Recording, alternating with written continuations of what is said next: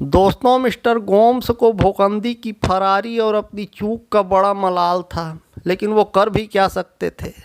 धीरे धीरे समय अपनी रफ्तार से आगे बढ़ने लगा और मिस्टर गोम्स इंतज़ार करने लगे कि उन्हें दोबारा भोकंदी को गिरफ्तार करने का मौका मिले ताकि वो उसे उसके अंजाम तक पहुंचा सकें।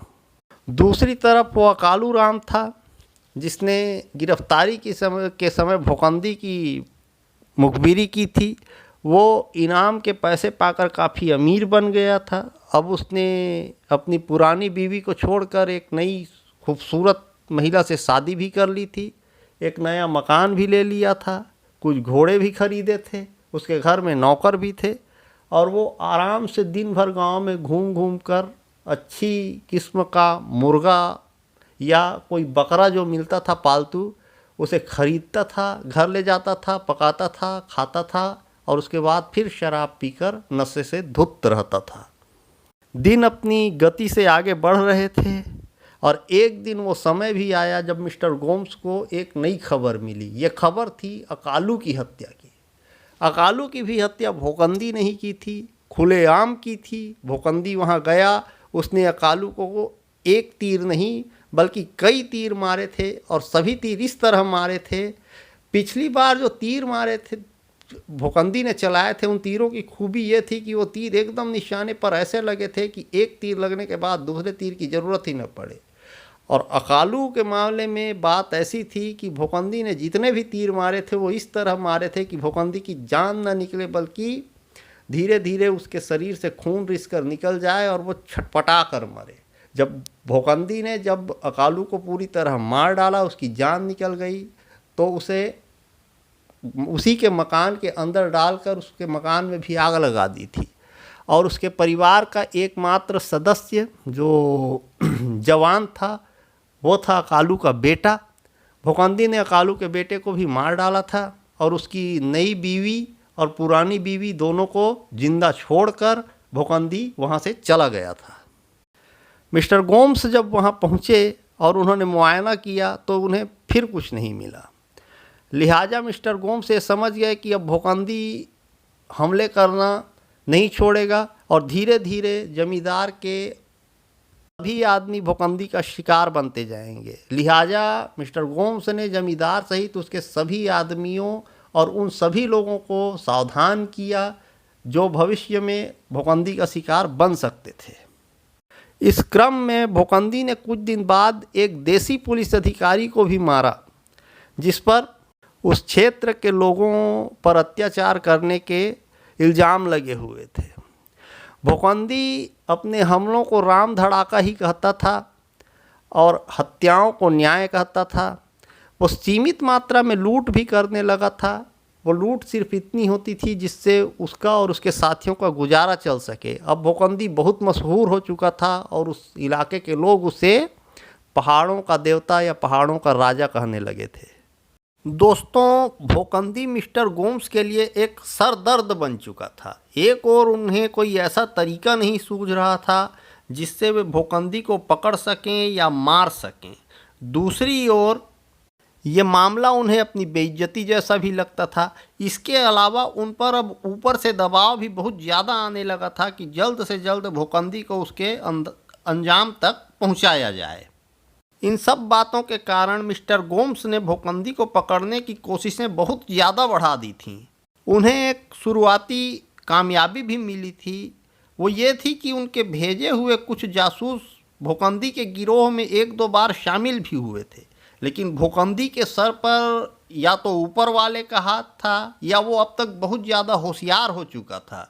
जब भी मिस्टर गोम्स अपने किसी जासूस को भोकंदी के गिरोह में शामिल करवाते तब वो किसी न किसी तरह उसका पता लगाकर उसे मार ही डालता था। इन तमाम बातों को ध्यान में रखते हुए मिस्टर गोम्स ने थक हार कर भोकंदी से आमने सामने का मुकाबला करने की बात सोची और उन्होंने अपने कुछ मुखबिरों को ये पता करने में लगा दिया था कि कम से कम एक बार ये बताया जा सके, उन्हें ये खबर उन्हें मिल सके कि भोकंदी कब कहाँ कम से कम संभावित रूप से रहेगा। यानी उड़ती फिरती ही सही वे भोकंदी की लोकेशन का पता करना चाहते थे। एक दिन किस्मत ने उनका साथ भी दिया। उन्हें एक मुखबिर ने आकर बताया कि फलाने स्थान पर एक गुफा के अंदर भोकंदी और उसके साथियों ने अपना अस्थायी डेरा बना रखा है और वहीं से बाहर निकलकर वे सब अलग अलग वारदातों को अंजाम देते हैं। ये खबर लाने वाला मुखबिर काफ़ी भरोसेमंद आदमी था और गोम्स भी एक जीवट अधिकारी थे, उनमें हिम्मत की कमी नहीं थी। गोम्स अपने 50 साथियों को लेकर तुरंत रवाना हुए। उनके सभी साथी बंदूकों से लैस थे। इसके बावजूद यहाँ खास बात है कि गोम्स सर ने इस मामले में पूरी सावधानी रखी थी कि उनके हमले की खबर भोकंदी को न मिले, लेकिन पता नहीं कैसे, अब ये बातें वहाँ जो लोग थे वही बता पाएंगे। भोकंदी को खबर मिल ही गई कि मिस्टर गोम्स उस पर हमला करने आ रहे हैं। अब भोकंदी भी मिस्टर गोम्स से एक बार दो हाथ करना चाहता था, इसलिए भोकंदी भी तैयार था कि वह अच्छी तरह मिस्टर गोम्स का स्वागत करे और उन्हें एक बार मज़ा चखाए। दोस्तों, किसी भी लड़ाई का एक अटल नियम होता है कि हिम्मत, हथियार, अनुभव और योग्यता, ये सारी चीज़ें अपनी जगह होती हैं। ये चीज़ें लड़ाई के परिणाम का फैसला ज़रूर करती हैं, लेकिन अगर किसी एक पक्ष को नदी, जंगल, पहाड़ जैसी चीज़ों का फ़ायदा मिल जाए और वो चीज़ें उसके पक्ष में हों, उसके लिए हितकर हों लड़ाई के समय, तो दूसरा पक्ष कितना भी योग्य होकर उससे जीत पाएगा जरूरी नहीं होता है।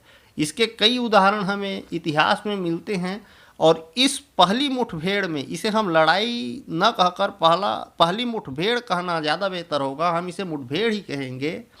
सारे जितने भी घटक होते हैं, कारक होते हैं किसी लड़ाई को जीतने के, जैसे जंगल, पहाड़, नदी जो मैंने आपको बताए, ये सब भोकंदी के पक्ष में थे। एक तो मिस्टर गोम्स को जंगलों में लड़ाई का कोई अनुभव नहीं था और दूसरा वो इलाका उनके लिए परिचित था। वे सिर्फ उन लोगों के भरोसे आगे बढ़ रहे थे जो वहाँ के कुछ एक दो लोकल लोग उनके साथ थे और वे लोग उन्हें लीड कर रहे थे। आखिर बीच में जहाँ रास्ता संकरा था वहाँ भोकंदी और मिस्टर गोम्स की भिड़ंत हो ही गई। दोस्तों, जिस समय ये भिड़ंत हुई उस समय तक भोकंदी काफ़ी बदल चुका था, और बदलना शब्द बिल्कुल सटीक नहीं है, भोकंदी इम्प्रूव्ड हो चुका था। मिस्टर गोम्स वाकई उसे हल्के में ले रहे थे। भोकंदी ने गोम्स को सबक सिखाने की जो तैयारी की थी, जो रणनीति बनाई थी, वो अपने आप में बेमिसाल थी। 25 साल का लड़का ब्रिटिश पुलिस की एक पूरी टीम को इस तरह छकाएगा और इस तरह पीट के रख देगा, ये बात गोम्स ने सपने में भी नहीं सोची होगी। दरअसल किसी भी लड़ाई का एक नियम होता है कि कोई भी दो टीमें या दो सेनाएं जब आपस में भिड़ती हैं तो उनमें से उन दोनों की ताकत में कितना भी अंतर हो, लेकिन अगर कमज़ोर से कमज़ोर फौज को प्राकृतिक संसाधनों, चीज़ों, नदियों, पहाड़ों, जंगलों या रेगिस्तान जैसी चीज़ों का अगर सपोर्ट मिल जाए और ऐसी चीज़ें उस कमज़ोर गुट के पक्ष में हों, यानी उन चीज़ों से उसकी ताकत बढ़े, तो बड़े से बड़ी फौज फिर उस छोटी से छोटी टीम या गुट को हराने का मादा नहीं रखती है। यानी छोटी से छोटी टीम बड़ी से बड़ी फौज को हरा सकती है। भोकंदी ने बिल्कुल इसी बात को समझते हुए इसी बात का भरपूर फायदा उठाया था।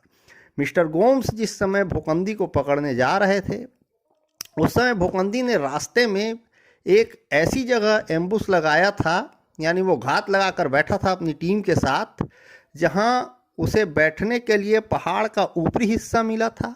नीचे संकरे रास्ते से मिस्टर गोम्स की टीम को गुजरना था और मिस्टर गोम्स की टीम के आगे एक खाई थी।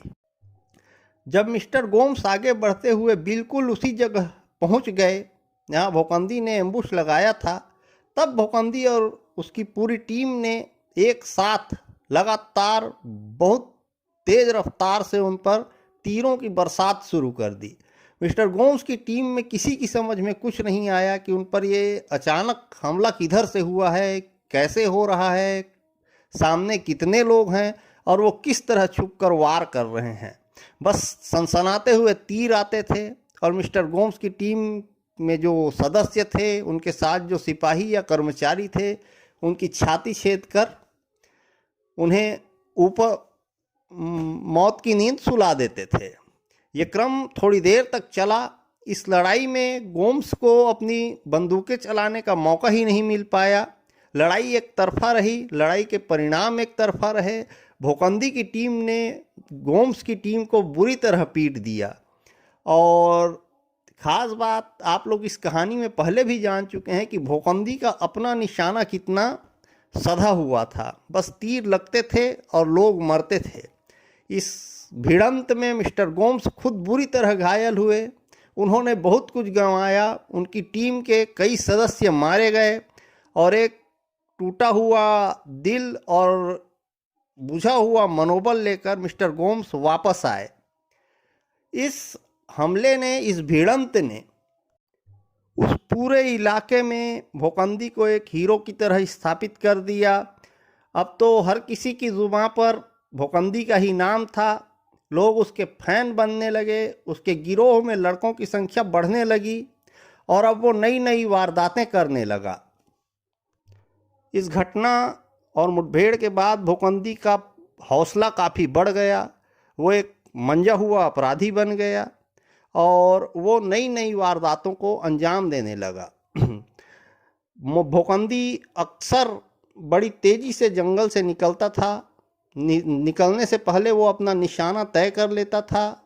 संबंधित शख्स पर वो सधे हुए ढंग से हमला करता था, उसकी हत्या करता था और वापस बड़ी तेज़ी से जाकर जंगल में छुप जाता था।